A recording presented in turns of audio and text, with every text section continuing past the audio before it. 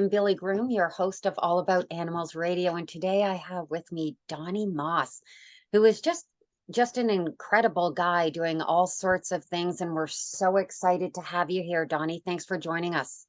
Thanks for having me. So you have an organization called Their Turn, correct? Correct. And is this a nonprofit org? Let's just start with that. Is this a nonprofit org? You know, years ago, I think it was about 2014, I was doing grassroots organizing myself, and I wanted to have a place, and I was making videos, and I wanted to have a place where I could post all of this information in addition to social media. So I created a website called theirturn.net, and it was sort of like an animal rights news magazine. And that I've used that as a platform to sort of organize and report on my grassroots animal rights campaigns in New York City. So I'm not a 501c3. I don't collect any donations. It's all self-funded. And I run grassroots campaigns, and I make videos and do sort of print reporting on, on the website on the campaigns. So I love this. I am a big grassroots person, so that's what I love about it. When I read the newsletter, everybody should go read it. We'll have the link in the show notes. Lots of really great info in there about what is going on in animal advocacy and what Donny is doing with campaigns. And that's what we're going to talk about in this show. And I'm also going to show some videos that Donny's talking about that he makes and that he shows and shares to spread awareness and advocacy. So for those of you who are listening on the radio part of it, you'll be able to hear. And for those who are seeing it on the YouTube, you'll be able to watch them. I'll just screen share those. So let's start with this is a Monday, everybody. By the way, we are recording this on a Monday. So we're in Monday mode. But Donny, tell us what you did this weekend. Yeah, so it was an eventful weekend in the animal rights community in New York City, because on Saturday, we had the worldwide rally against trophy hunting. And this is a rally that takes place in cities around the world to coincide with the Safari Club International, this big trophy hunting organization that has a convention every year. And so in conjunction with this convention, there are protests that take place around the country. In New York City, we staged our rally at Trump Tower in the lobby because, and I can't even believe we got in, but because the Trump boys, Eric and Donald Trump Jr., are big trophy hunters, and there are many pictures posted of them online, smiling, holding, an elephant tail and maybe a cheetah. I mean, really egregious acts of violence and slaughter against these animals while they're relishing in it. And so it's really a natural spot for us to protest. So I would say about 30, 35 activists quickly entered Trump Tower and occupied the lobby and disrupted. And oddly, we left voluntarily after about 20 minutes. The police were there were police cars in front, and they didn't eject us. And so we were able to really cause a stir and disrupt and educate people who were in the building, Trump supporters who were there to shop for Trump merchandise or just to be in the building and share a point of view and hopefully bring this to the attention of the Trump boys. Good for you. Yeah, that is, and it's interesting that you say that you disrupted and you also educated. It's so important to do a combination, and that's what I love about your protests, and as well WRATH, which is an acronym for exactly what you just said, is WRATH.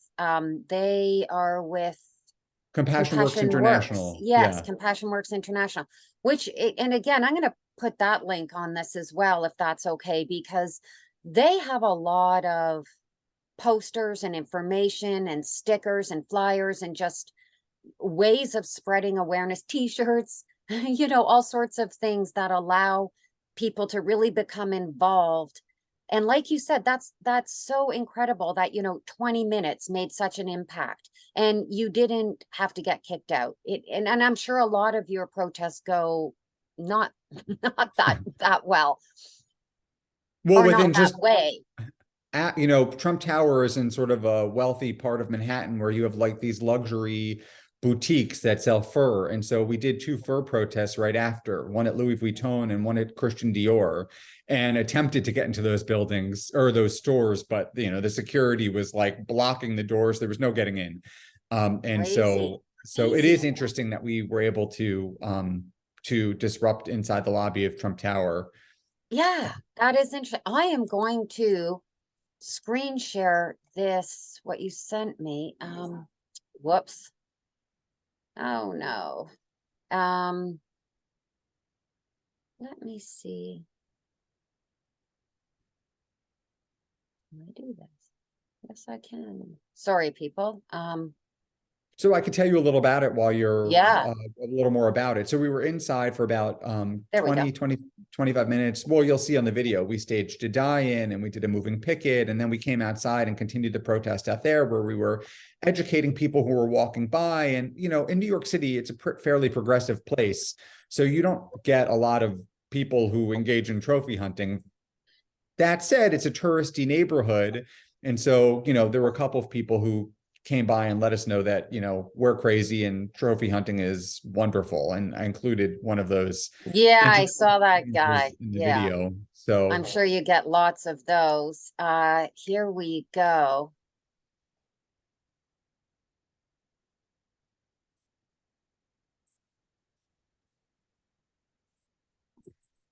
this is the audio is not playing. This is a rap song created by one of the activists. Oh, you might have to, where's the audio? Yeah, we'll go over it. So in the background, there's a rap song playing, and those are the lyrics to the rap song. And you could see that we had a mobile billboard on a truck that kept going around the block with images of trophy hunting, like the one you're seeing right there. On, oh, well, there it is. You could see. Yeah, And here we go. Yeah, here's your Trump Tower.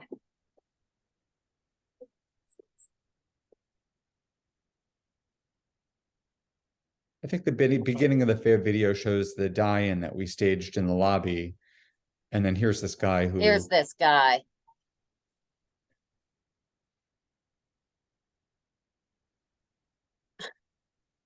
Oh my goodness. His wife or partner had to restrain him, to kind of pull him away. He was so eager to get in our faces and tell us how fun trophy hunting is and how misguided we are.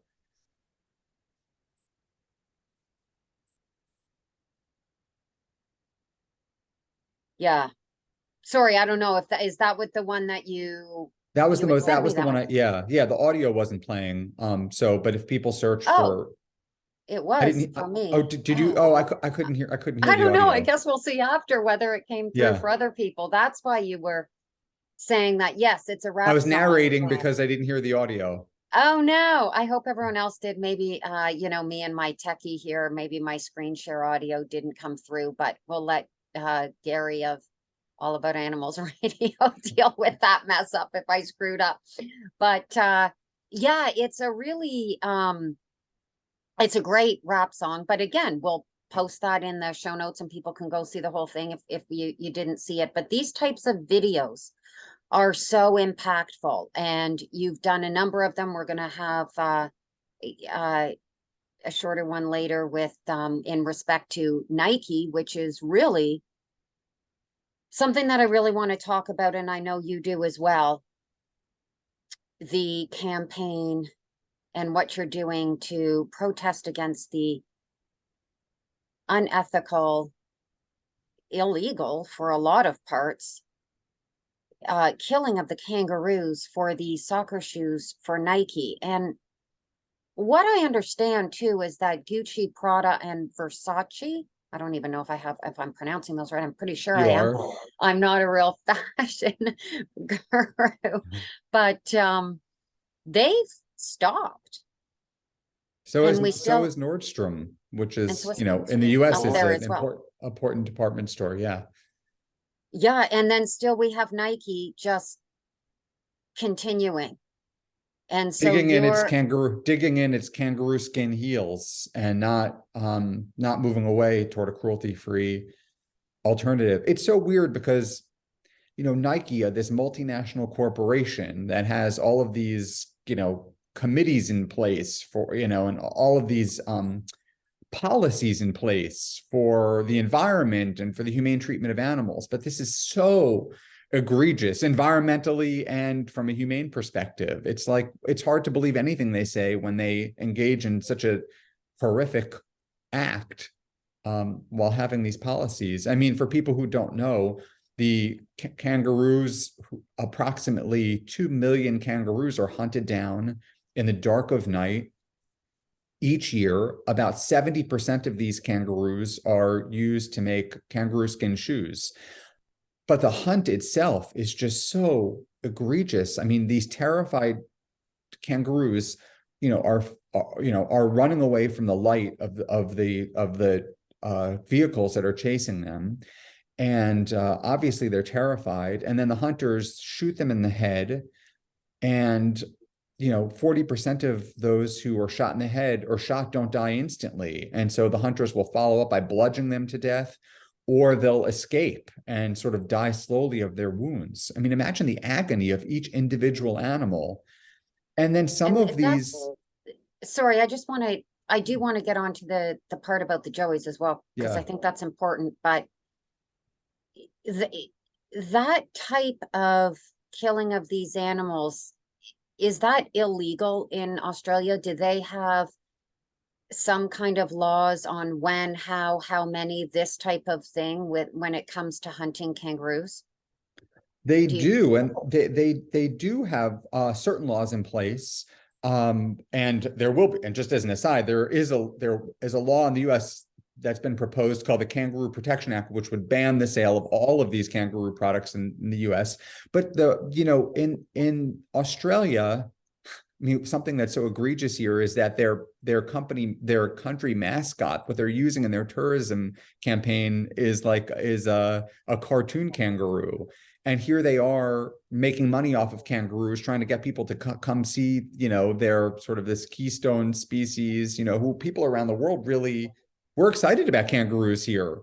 How exciting is it to see, a kangaroo in the wild, and they're hunting them down. I don't think that the laws that are on the books are enforced. I don't think there's really a way to enforce it. These hunts take place in the dark of night. They appear to be completely indiscriminate. As you were starting to mention, mothers with joeys in their pouches are shot. Those joeys, if they don't die instantly, are bashed in the head or decapitated, or they escape and die of predation or exposure or starvation. It's like surreal that this goes on. So we in the US aren't as familiar with all the intricacies around the laws in Australia around kangaroo hunting. What we know is that an American company, Nike, is selling kangaroo skin, that each of the kangaroos is a victim of terror, and that they need to make this transition to cruelty-free alternatives. And they have them already. One of them is called Kanga. They have alternatives. And so as a US activist, I don't need to get into the weeds of all of the Australian law. I just know that there's an American company that's doing something terrible, and I'm going to use my power, my voice as an activist to try and put a stop to it. I think it's a really good point that you said it's enforcing these laws are challenging, and they're purposely working their way around that by doing it in the middle of the night for multiple reasons, and none of them ethical. I mean, just the fact that they do that, it's. Well, look at Nike engages in greenwashing and humane washing. I'm just going to read some of the terms that they use in reference to the kangaroo hunt. They talk about a transparent supply chain. There's nothing transparent about hiring hunters to shoot kangaroos in the dark of night. I mean, that's like the opposite of transparent. It's not. They describe it as sustainable. They describe their consumption of kangaroos as, they're managing. It's managed populations. But we know that there are some localized extinctions taking place in Australia. They describe the hunt as humane. These are Nike's words. Kangaroos, if wild caught, must be sourced from actively managed population with government agency oversight. There are There you no go. government Government, officials or no, regulators following hunters in the dark of night all over the country. It's a complete lie. they're not getting permits to do this. They're not asking to do this. They're not getting permits to do this. Right. You know what? Even if this was all done by the book, and even if there was an overpopulation of kangaroos, which even on There's not. Australia, right, even if that was true, we would still call on Nike to stop hiring hunters Yes. to chase down innocent animals in the dark of night and shooting them in the face and blowing their heads off and killing their Yes. babies. There's And no that excuse needs to, for it. and Australia needs to step up and do something about that as well. If they are not,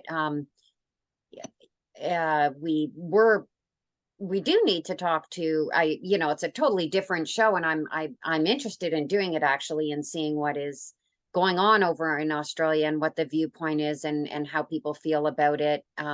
Obviously there's people making money there, and that's always an issue and a problem. But the number of kangaroos there has declined dramatically in the last even 2 years, and that shows you right there that is a lot to do with Nike, because that's about the right timing, right? Well, first of all, I'll say, according to the Australia's Department of the Environment, the number of kangaroos in Australia has declined by 40% There you go. over the past 2 Yes. years. Yeah. So there is a decline. Yeah. And there are localized extinctions taking place. But again, even if neither of those was the case, as animal It's rights the way they're activists, doing it. we don't want this American company shooting Australian animals or any animals and subjecting them to so much pain and suffering and terror. And leaving their babies to die. Or killing them or leaving them to die. I mean, you know, It's just wrong. yeah. I mean, then people, the executives at Nike who make millions of dollars a year, presumably they have families and children, and they wouldn't want this to happen to their family. So what makes them think it's okay to do it to others? I mean, Yeah. Well, I'm Canadian, so what's going through my mind is our seal hunt, which is disgusting. And it's so similar to what you're talking about. It's, yes, they can say it's legal and there's seal hunting season and everything else, but it's wrong. It's horrible. They're bashing these animals. They're just babies, clubbing right? them to death, clubbing them right in front of their family and their moms, and just clubbing them to death. And then they Who go are home and we? have dinner with their family, like as if their job is just normal. Yeah, it's disgusting. It's so that for some, that's where I'm, obviously we have Nike here and this is an issue, and I dislike Nike for a number of reasons. Many reasons. This one's high on the list as well. But they're not compassionate company. They're not animal caring. They're not compassionate on any sense. And I do, I'm going to show another one of your videos, but I do want to get into how you are engaging in more pressure campaigns directed or targeted at individuals, and in particular with Michelle Peluso, who is with Nike. But I want to try my little hand here again at screen sharing and see if I can show this.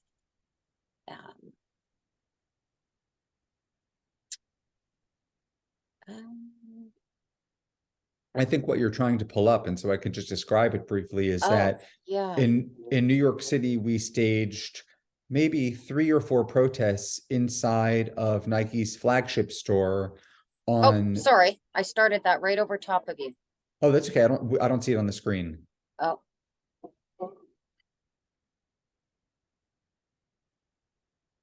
Sorry. That's the one. I'm going to screen share now and show that. Is that okay?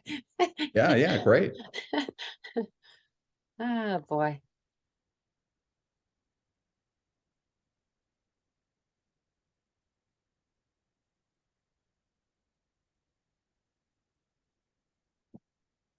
There we go.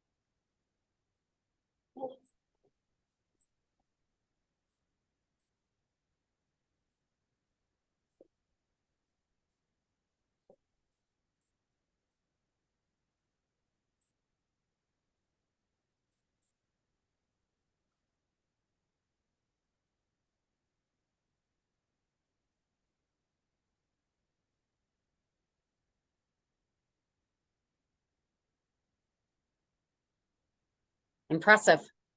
I didn't hear the audio, so I'm not sure if viewers will. Again, we'll get Gary to see about that. I don't know. I did a interview the other day and did screen sharing all the time. So obviously I did something better on that one or different, but again, we will post that link in the show notes so people can see that as well. But that was what you were referring to earlier, where you're getting kicked out of these stores or attempting to get kicked out in and then the second part that I really liked was the voices of the people, the voices of the regular people. And you could tell that they really didn't know. It was something that they were processing as you were talking. I don't know if it was you, but your organization was speaking with them and they were processing this information and thinking, wow. So education is so powerful and so important. Yeah, I mean, there's no appetite in the US for shoes made out of kangaroos. I mean, the average Nike customer, if you were to approach them and ask them, would you rather wear shoes made out of kangaroos or something cruelty-free? I'm sure they would, pretty much everybody would say cruelty-free. They don't need to make, they can make these soccer shoes out of something else. I don't know if it's the same in Australia, where people like to convince themselves that these kangaroos are pests, even though, perhaps we're the ones who are pests, paving over their homes and grazing cattle where they live. But yeah, people in the Nike store were, nobody likes to be disrupted, but they were sympathetic to our message. And yeah, like I don't like that at all. Kangaroo skin, yikes. Of course, I wish people felt that way about all skin. I don't, we shouldn't be making shoes and car seats out of cow skin or anybody's skin. But for most people, if there's a species that somehow seems special or more worthy, then it's a turnoff. Yeah, we don't need that. Yeah, and that's the only animal that needs its skin is the animal. Right. There's no other way to look at that. But let's switch over to Michelle Peluso here. Can you tell us who she is and where your campaign is going on that direction? Yeah, sure. So first I'll take a step back and say we did stage several disruptions inside of Nike and had a couple of protests outside another Nike store as well. And it's, you start polite, you start in any campaign, and this campaign is being run by the Center for a Humane Economy. And they have grassroots activists like me in cities who are willing to confront Nike, where Nike is. And so I organized these protests in conjunction with the Center for a Humane Economy. And so they were impactful, but Nike's still selling kangaroo skin. And so the next step is to go to individuals who have decision-making power. In New York City, one of Nike's board members, who happens to be the chair of their corporate responsibility and sustainability committee, lives in Manhattan. Her name is Michelle Peluso. I've hand-delivered a letter to her apartment. I sent her a letter by mail. I sent her an email, and she hasn't even, all polite, but hasn't even, I said, look, we'd just like to have a discussion. We'd like to put you in contact with experts on the issue, with members of parliament in Australia who can shed light on why this is inhumane and why the information that Nike is sharing about sustainability and managed populations and humane, why it's wrong. But she didn't have the courtesy to respond. And so the next step is to escalate with protests in front of her home.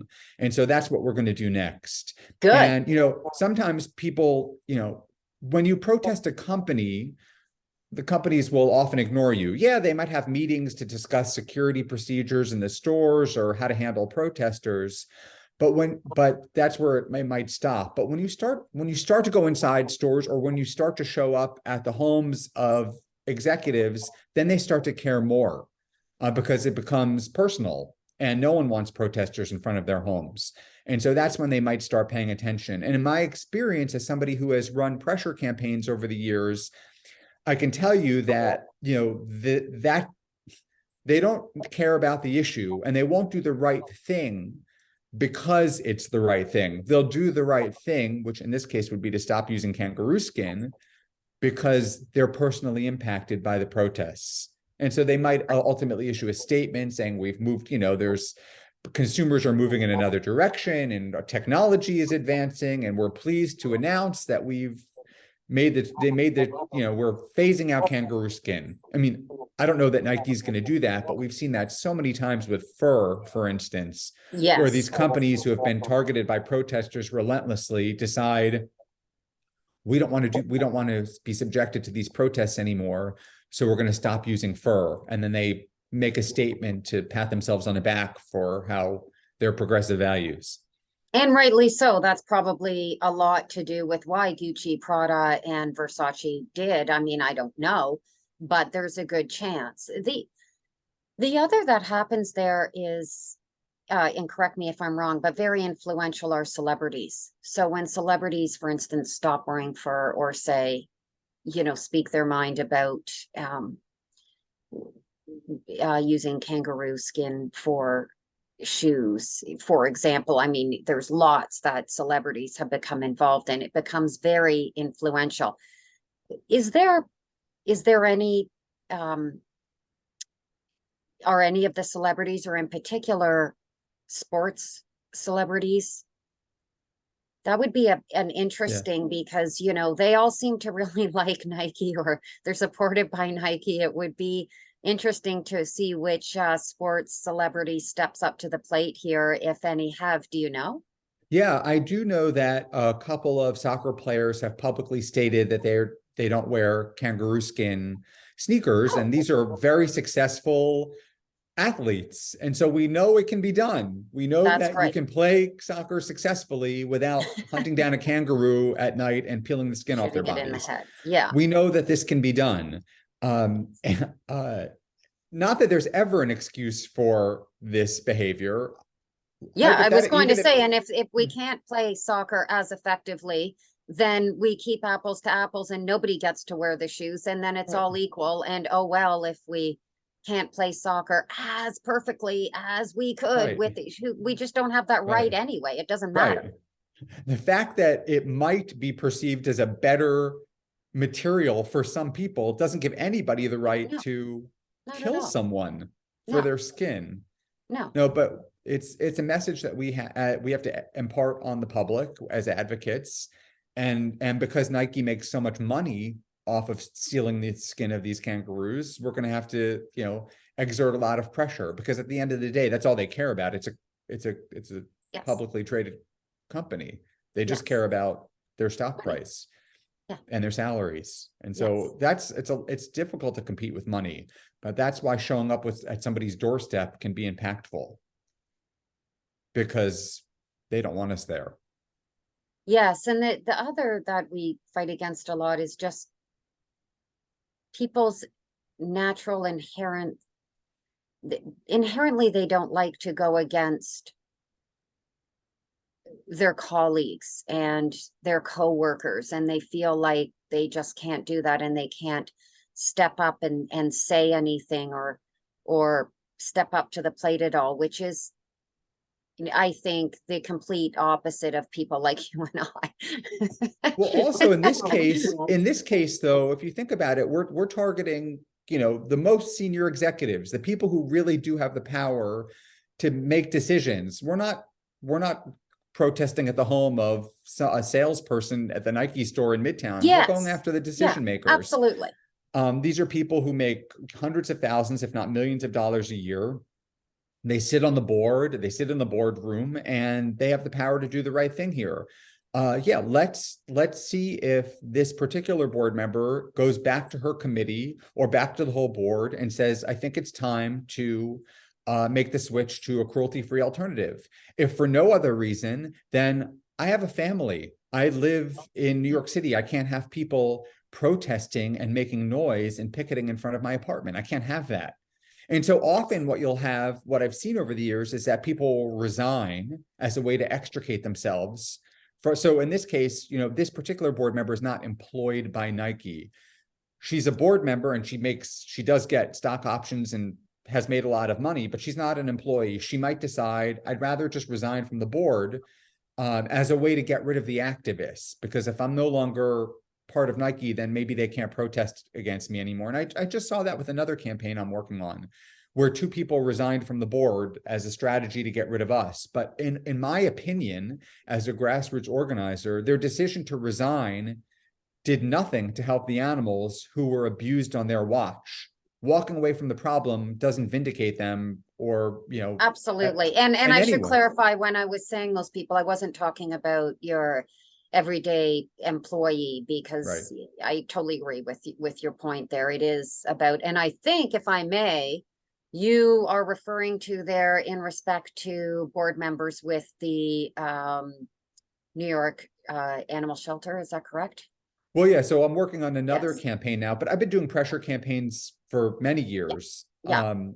But yeah, I'm working on a campaign now, calling on a local animal shelter. It's a private shelter, not a municipal shelter, but this private shelter that takes in millions of dollars in donations a year has been warehousing animals for the past 3 years. The building's been closed to the public. Adoptions have come to a virtual standstill. Whistleblowers have pled with us to get involved and help the animals. And so we're calling on the shelter to send the animals to shelters that are open, or to foster homes where they won't have to live in a cage and where they can be seen by adopters. And so, it's a whole campaign, but one of the first people we targeted, after, going through the polite steps that often get ignored, is a board member who lives in a very swanky neighborhood on 57th Street in New York City. And it was only 2 or 3 protests before she resigned from the board of this organization that she served on for many, many years. I think a lot of people on many boards just are more interested in the prestige of having their name as a board member than they are and the issue themselves. I don't think that the animals. Yeah. Right. I don't think this individual cared. No. I don't think she cared that the animals were being warehoused. She just didn't want us in front of her house. And so she resigned, but we made the decision to continue protesting there for weeks, if not months, after she resigned, to send a message that your decision to resign did nothing to help the victims who were warehoused on your watch. And so we ultimately switched gears and are now protesting at the Humane Society itself, where we were resistant because of noise and animals, but we found a way to do it in a way that we think is really impactful without being disruptive to the animals. And so now we've been there for months and months and months. But you could see, I mean, whenever we're protesting board members of any organization that's abusing animals or neglecting animals, our objective isn't get the board members to resign, it's to get them to do the right thing. But often the path of least resistance for them is to resign. And I want to send them a message that resigning doesn't get you off the hook. Yeah, absolutely. And that's so important. And I think a lot of people, exactly what you just said, they want to be on every single board, and they do it for not the reasons that people think, and not a lot gets done. And contacting these boards and asking them to make change and asking them to be open to solutions or new ways of doing things. They're closed door and closed mind, and they don't want the added work. They don't want the added pressure. And I think a lot of it is they just don't want to be perceived as rocking the boat. And they just want to go along with what everybody's doing and not rock the boat. And that is really not what I think boards are for, really. And there should be.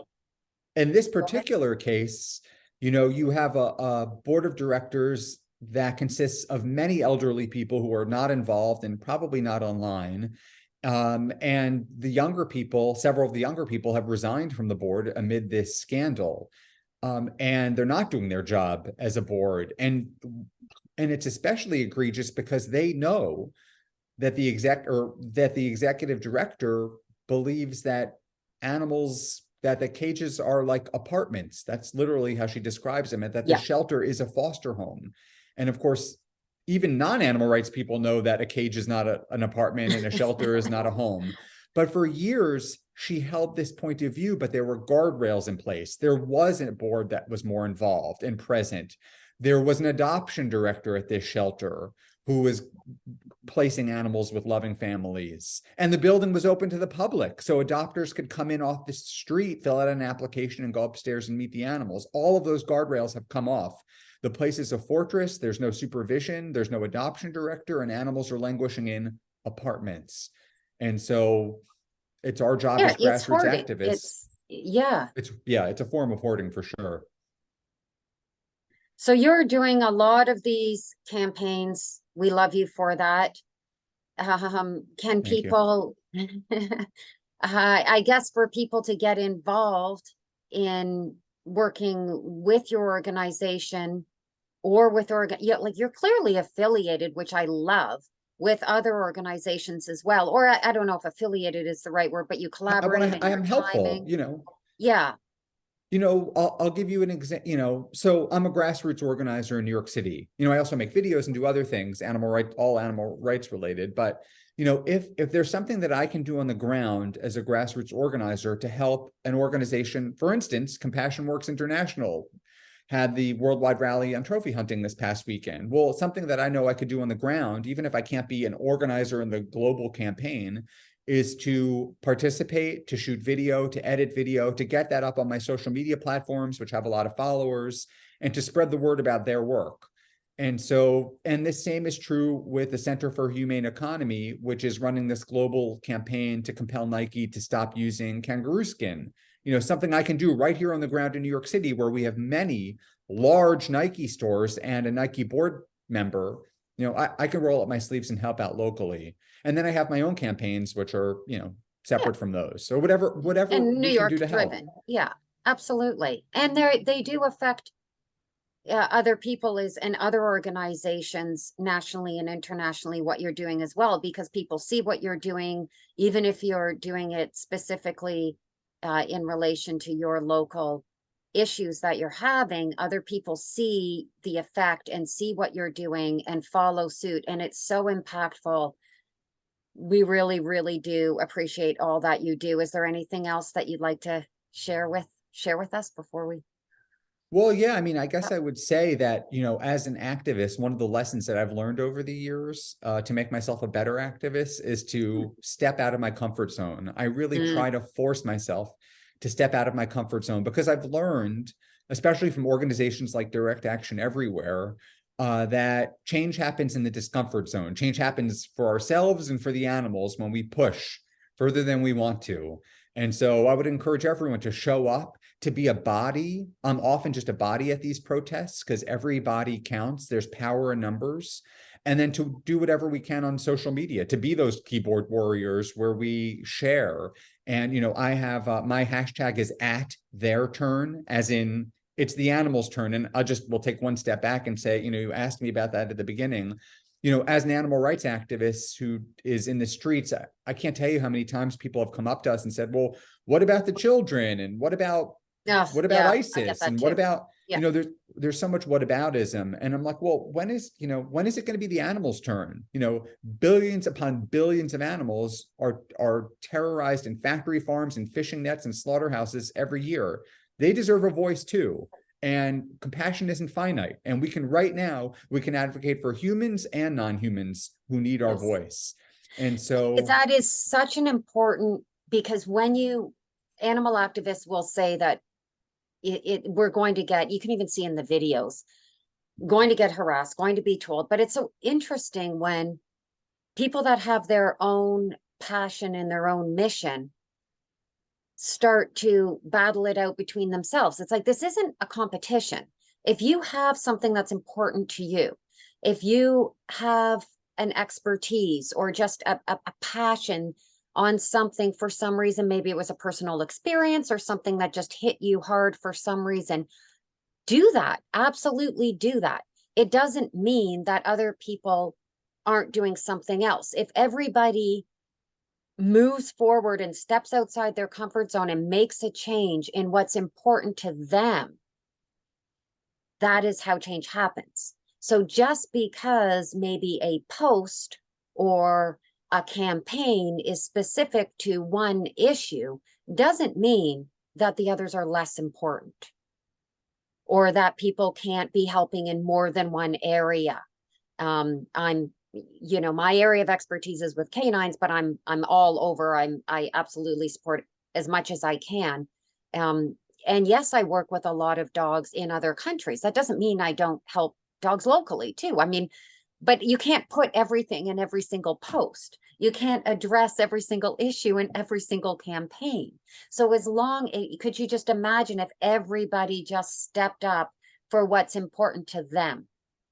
Right. Yeah. All these naysayers who tell us we should be focused on something else apart from what it is we're focused on, you know, are, well, if there's Go do if it. something important to you, go do it. And you know You what? go do it. I'd be glad to give that post a comment or a like on social media if it's worthy. If you're battling Yes. childhood hunger or cancer, by all means, we think that those issues are important too. Yeah. Compassion isn't finite. We Yeah. have the ability to be supportive of all of those who need our voice. Beautiful. Oh, love that, Donnie. Thank you so much. Thank you so much for sharing. And I really encourage everybody to get involved with all the campaigns that Donnie is doing and all the groups that he's supporting, and to keep moving forward, and let's have this change happen. Thank you so much, Donnie. Thanks for having me.